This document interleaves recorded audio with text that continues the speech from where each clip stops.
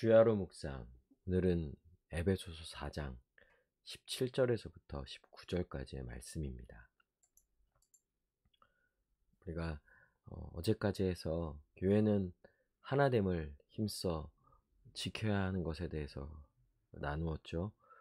그리고 그것을 이제 가능케 하는 것이 예수 그리스도께 붙어 있는 거예요. 그리스도와 연합하는 거죠.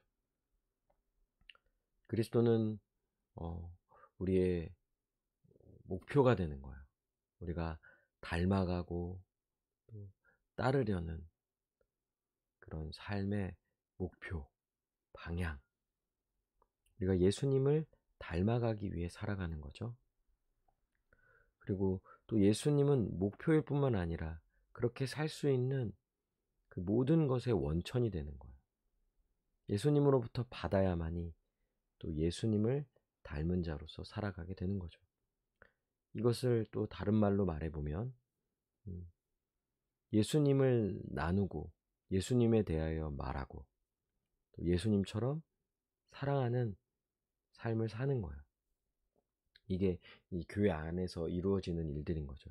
교회 모든 성도들은 예수님에 대해 알아가고 예수님에 대해 말하고 또 예수님의 그 사랑을 받은 자로서 그분을 따라 그분처럼 서로 사랑하며 살아가는 것이죠. 이렇게 살아가야 할 때 교회는 하나됨을 힘써 지키며 살아갈 수 있는 거예요. 그리고 힘써 지킬 뿐만 아니라 교회는 이렇게 살아갈 때 자라가게 되는 거죠. 성장하게 되는 거예요. 더 예수님을 닮은 장성한 분량에 이르게 되는 것이죠.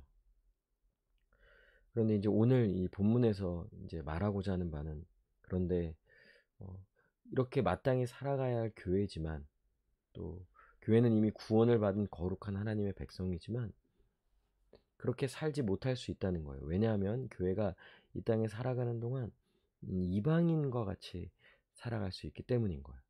이방인 혹은 불신자, 하나님을 모르는 자, 하나님을 믿지 않는 자와 같은 삶을 살아갈 수 있다는 것에 대해서 이제 말해주고 또 깨어있기를 이제 권하는 그런 내용으로 볼 수 있는 거예요. 17절에 그러므로 내가 이것을 말하며 주 안에서 증언하노니 이제부터 너희는 이방인이 그 마음에 허망한 것으로 행함같이 행하지 말라. 지금 이 사도 바울이 교회를 향해 말하는 거잖아요. 이방인이 그 마음에 허망한 것으로 행함. 여기서 이제 이 마음은 누스를 말하는 건데 헬라어로 누스라 합니다. 그런데 여기서 이 마음은 단순히 마음이라 할 때 어떤 마음의 상태나 감정 이런 것뿐만 아니라 사실은 여기서의 누수는 이제 지식적인 측면이 되게 강조되어져 있는 거예요. 이성적 측면이죠. 그러니까 무엇이 옳고 그르고 무엇이 의미 있고 가치 있는 것에 대한 이제 지식이 없는 거예요. 그러니까 이제 여기서 이 허망하다라고 할 때 이 허망은 이제 무가치함, 덧없음, 쓸모없음, 쓸데없음 이런 의미를 담고 있는 거죠. 이방인이 살아가는 삶은 덧없는 삶인 거예요. 무가치한 삶이고요. 무의미한 삶이라는 거죠. 그런데 교회가 이방인과 같은 이런 허망한 삶으로도 살아갈 수 있게 되는 거죠.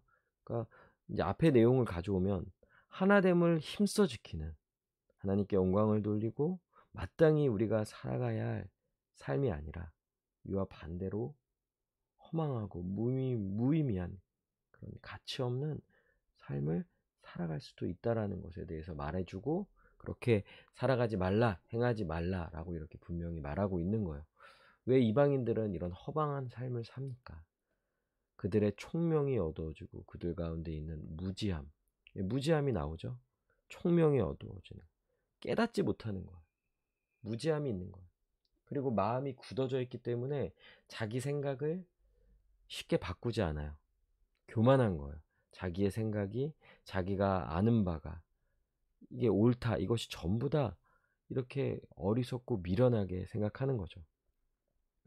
그 결과가 뭡니까? 하나님이 계시지 않는다는 거예요. 하나님은 없어. 내가 하나님이야. 나는 나를 믿어. 이렇게 이야기하면서 자기 스스로만 판단하고 자기 스스로만 보고 자기 소견에 옳은 대로 살아가는 이런 어리석고 무지한 그런 삶을 살아가는 거죠. 결국 이 허망하다라고 할 때 가장 핵심이 되는 것은 하나님 없는 삶을 말하는 거예요. 하나님을 부정하고 하나님 없이 인간 스스로 살아가는 것. 그것이 아무리 인간의 눈으로 대단해 보이고 뭐 화려하고 멋져 보인다 하더라도 결국 그런 삶은 허망한 삶인 거예요. 왜 이들이 이렇게 총명도 없고 무지한 그리고 마음이 굳어진 자로서 살아갑니까?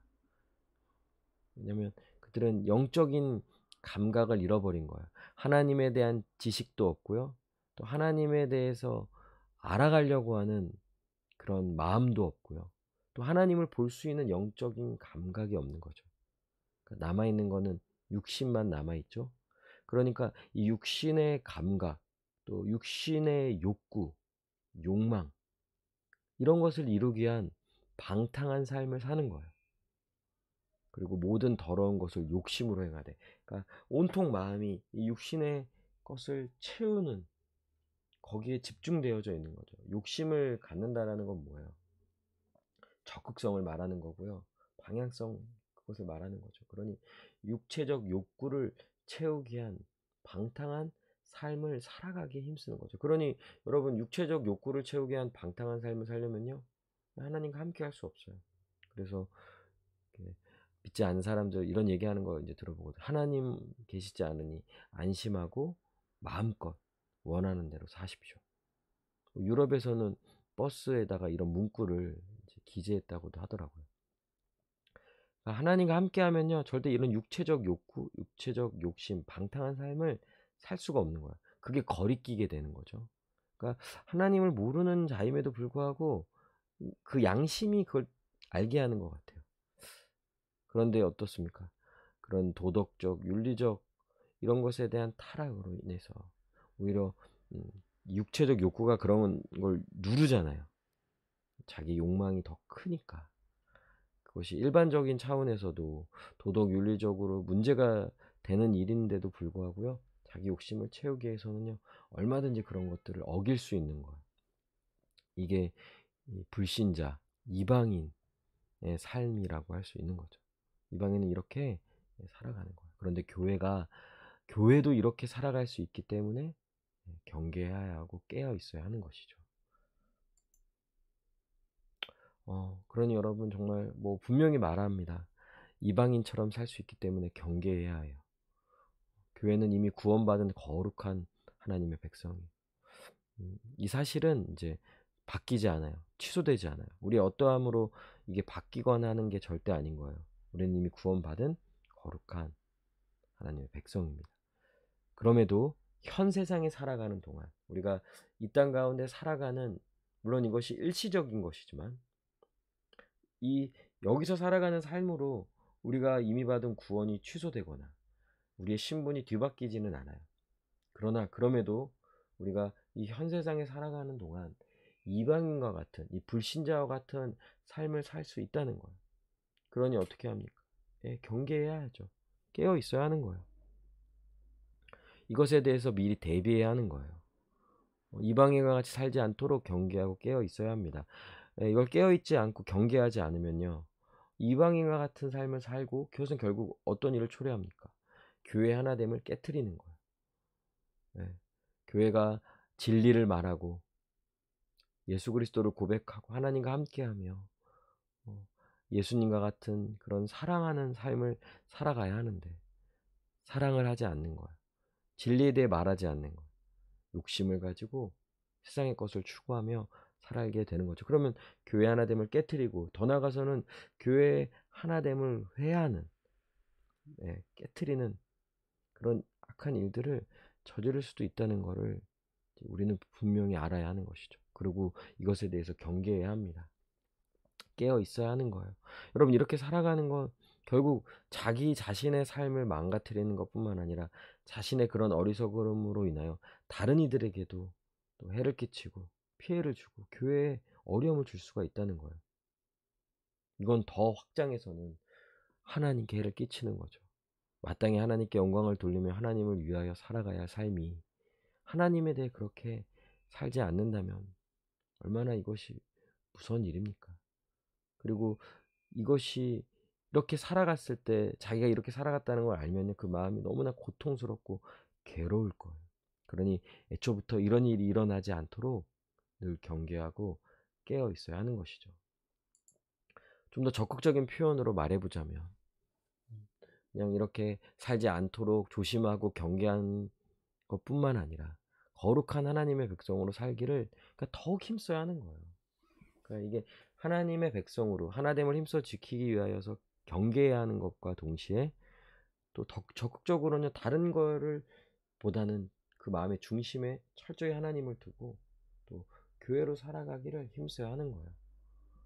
우리의 삶의 중심에는 늘 예수님이 계셔야 합니다. 그리고 예수님 안에서 한 몸으로 교회로 살아가기를 힘써야 하는 거예요. 이는 교회로 살아가는 삶이 우리의 삶의 중심이 되어야 하는 것을 의미합니다. 여러분, 이것이 단순히 지역 교회로서 그냥 내 교회, 우리 교회만 생각하고 우리 교회만을 위해 살아가자 이런 의미를 말하는 게 아니에요. 중심을 말하는 거예요. 예수님을 삶의 중심에 두고 교회로서 살아간다면 오히려 우리의 삶은 정상화가 되는 거예요. 여기에 힘쓸 때 세상 속에서도 더 잘 살아갈 수 있는 거죠. 더 직장 생활을 잘할 수 있고요. 가족 관계가 더 원만해질 수 있고요. 더 많은 정말 의미 있고 가치 있는 삶을 살아갈 수 있게 된다는 거예요. 그러니 거룩한 하나님의 백성으로 살아가기를 더욱 힘써야 하는 것이죠. 교회로 살아가는 삶이 거룩한 삶이고 하나님을 기쁘시게 하는 삶입니다. 여러분, 이것에 대해서 분명히 알고 또 거룩한 하나님의 백성으로 살아가기를 더욱 힘쓰는 우리 모두가 되어야 할 것입니다. 우리 함께 기도합시다.